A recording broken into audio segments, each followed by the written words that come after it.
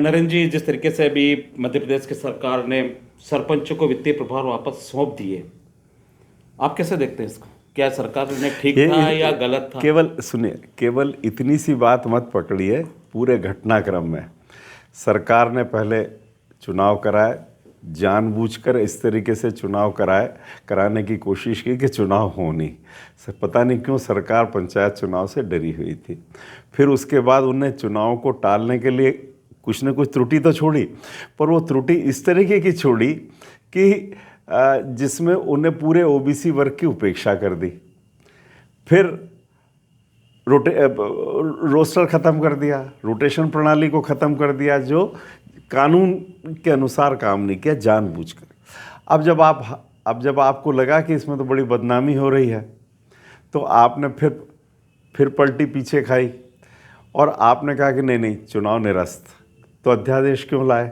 ये सरकारें जो है ना, दिल्ली और भोपाल की, यही कर रही हैं। ये कानून लाती हैं और वापस लेती हैं। दिल्ली में भी वापस हो गए और यहाँ भी वापस हो गए।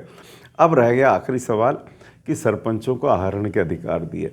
मैं इसके पक्ष में हूँ, लेकिन मेरा कहना है समय पर चुनाव कराइए और समय पर चुनाव कराकर जो निर्वाचित जनप्रतिनिधि, जनता के हाथ में आप, हमारा पंचायती राज की भावना क्या थी कि सत्ता जनता को सौंपना है।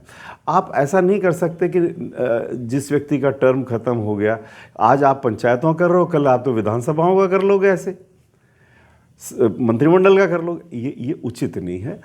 जनता जिन्हें चुने, निश्चित समय के लिए चुने, उनको चुनकर उनको आहरण के अधिकार दीजिए।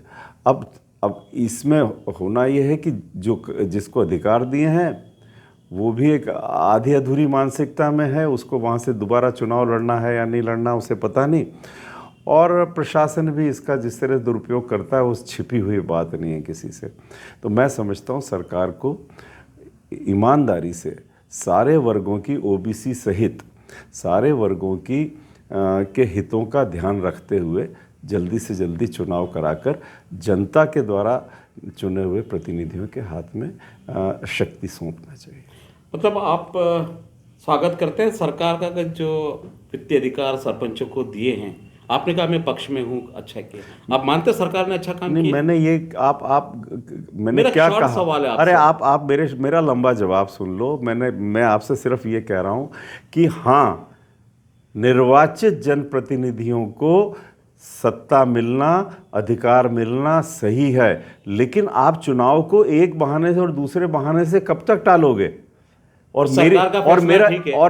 मेरा डर ये है कि आज आप पंचायतों को टाल रहे हो, कल आप विधानसभाओं को टालने की बात करोगे कोरोना के नाम पे।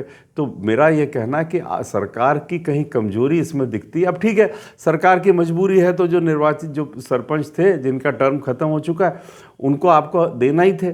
लेकिन सरकार को जो सही काम था वो तो नहीं हुआ ना। पर यह फैसला सरकार का ठीक है। चलिए, अब आप इसको मैं कौन प्रमाण पत्र देने वाला होता हूँ? पर मुझे डर इस बात का, देखिए, कौन व्यक्ति बैठा है और किसके हाथ में सत्ता, ये महत्वपूर्ण नहीं है।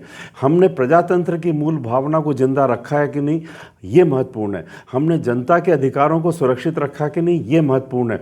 और जनता के अधिकार तो आप ले रहे हो ना, जब आप इतने सालों तक पंचायतों के चुनाव नहीं कराओगे। संविधान में 73-74 संशोधन के बावजूद जो स्पष्ट रूप से कहता है कि 5 साल के बाद में, निर्धारित अवधि के बाद चुनाव होंगे, आप संविधान की उपेक्षा कर रहे हो। इसका जवाब भी तो किसी को देना पड़ेगा। यस।